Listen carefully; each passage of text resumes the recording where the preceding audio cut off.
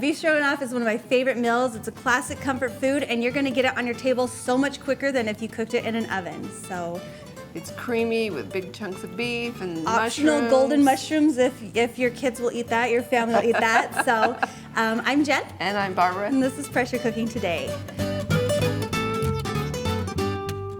So the first step in this recipe is to season the beef. Yeah. The original recipe, I used round steak. Today, I bought a chuck steak because lately they're cutting the round steak so thin and it's just not a good choice. So today we've got some round steak and then we just cut it into bite-sized pieces. Bite size is a little bit different for everyone. It's about like inch to 2 inch, would you say? Inch and a half?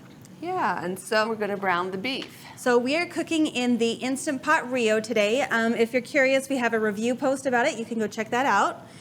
But you want to wait till your pressure cooker says hot to add the oil.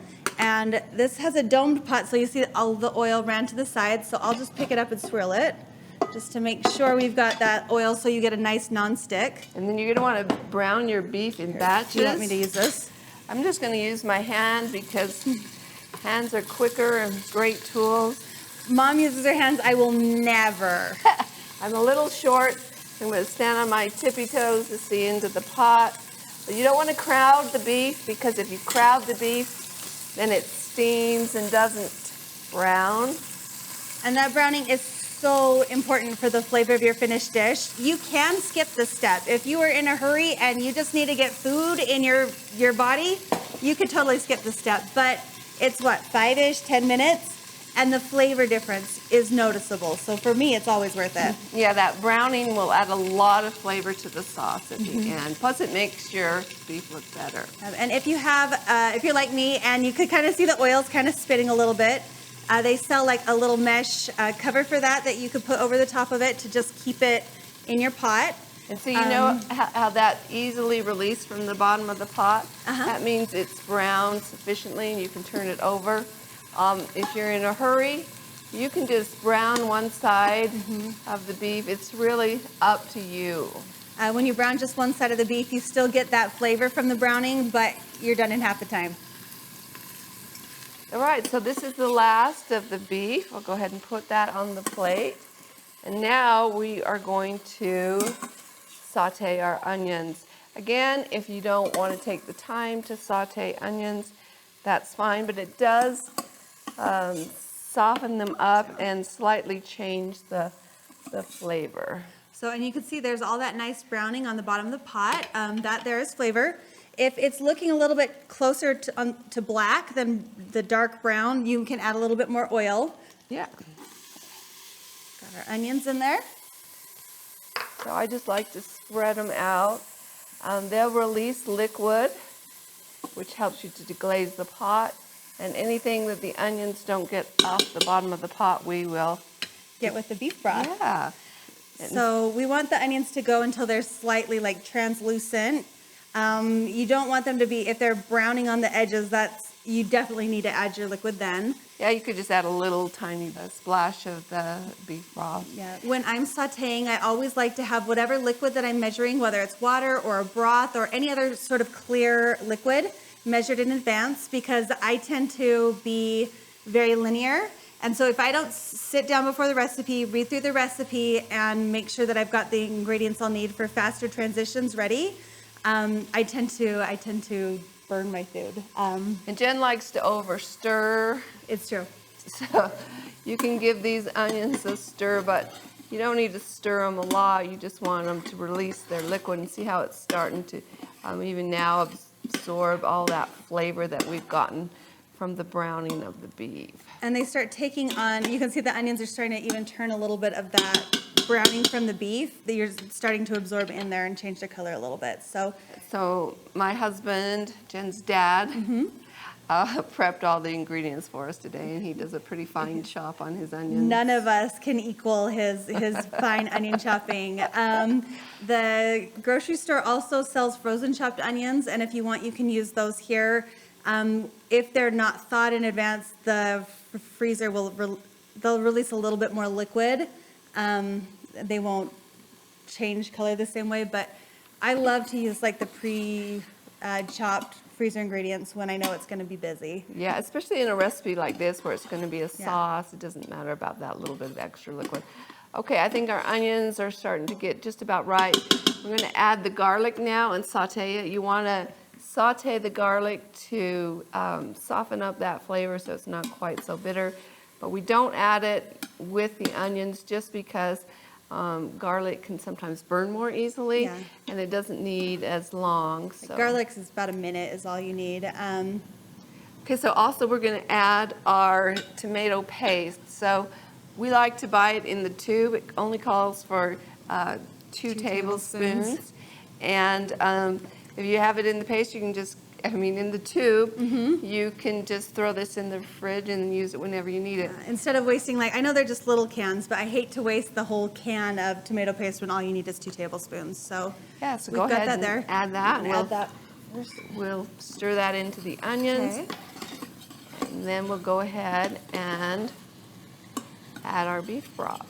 So this is a 1.5 cups of beef broth.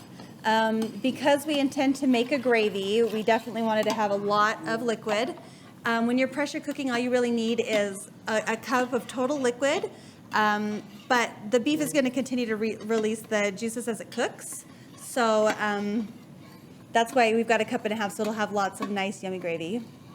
Yeah, so just as you stir it now, make sure there's nothing stuck on the bottom from your browning. You can feel it on your spoon. If you come across a part that doesn't feel smooth, you know that there's some browning there and you need to take a look at it.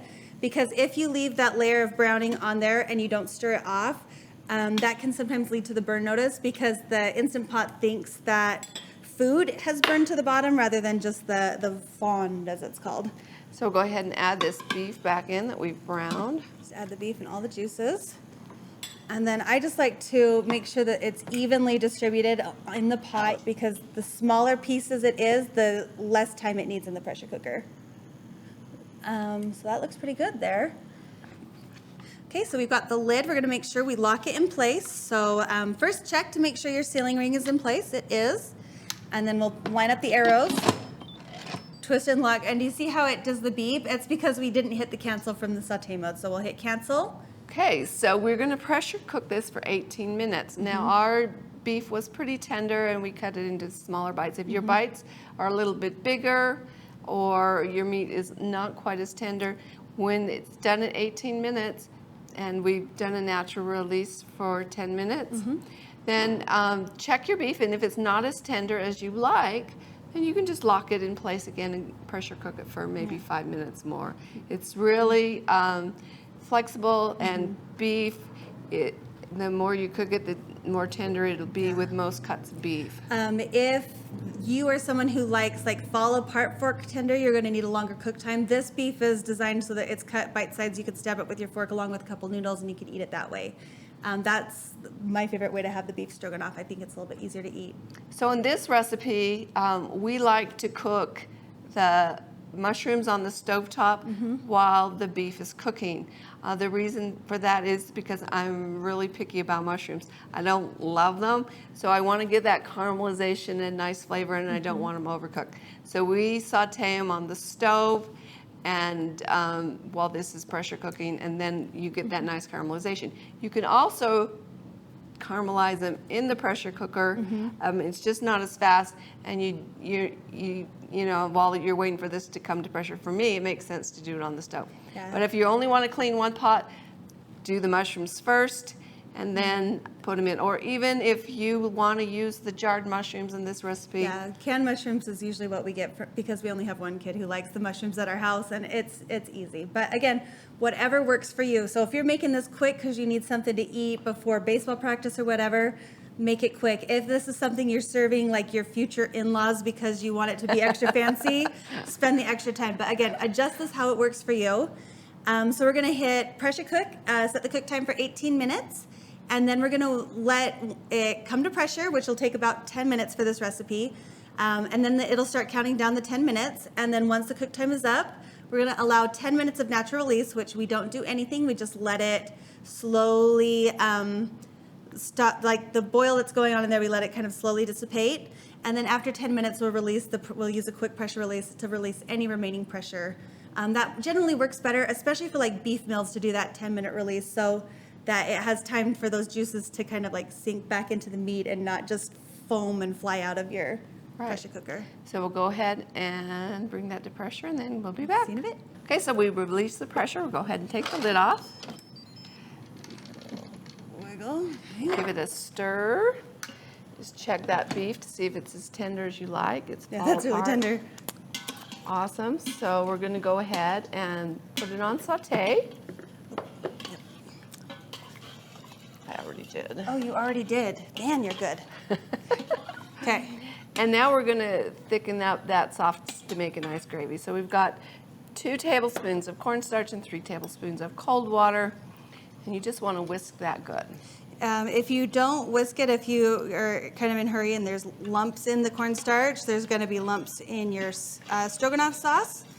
So go ahead and thicken it. Does that look about right?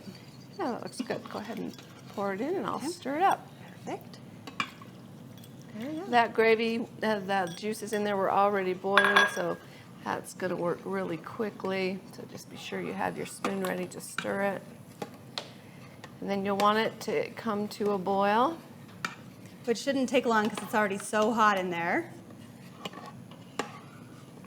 And at this point, like if you want to add more than just the sour cream, I know my husband really loves it when we add a little bit of Worcestershire sauce.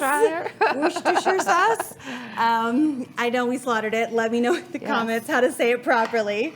So we'll add just a little bit of the gravy to warm this up. If you add the sour cream directly to the pot, there's a chance that the sour cream can kind of seize up. And so by adding that hot liquid to the sour cream, it helps warm the sour cream up enough so that it doesn't like get shocked when it goes in the hot pot. Is that a little more gravy, Mom? Yeah, I'm just going to turn it off because it's boiling a little too fast. I'll just press cancel. Okay. I'll scoop a little more in here.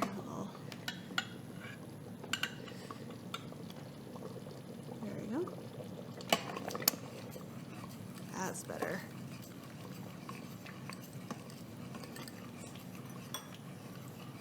Okay.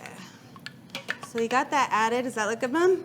Sure. Okay, so we'll add that and just stir, stir, stir while you are adding it so that it doesn't seize up. And it kind of turns the gravy that classic creamy beef stroganoff color. Let's go ahead and add those mushrooms. And again, at home, we generally will keep the mushrooms separate the whole time just because not everyone in our family likes the mushrooms. And I like mushrooms, I like to reheat them separately so they don't get that too rubbery.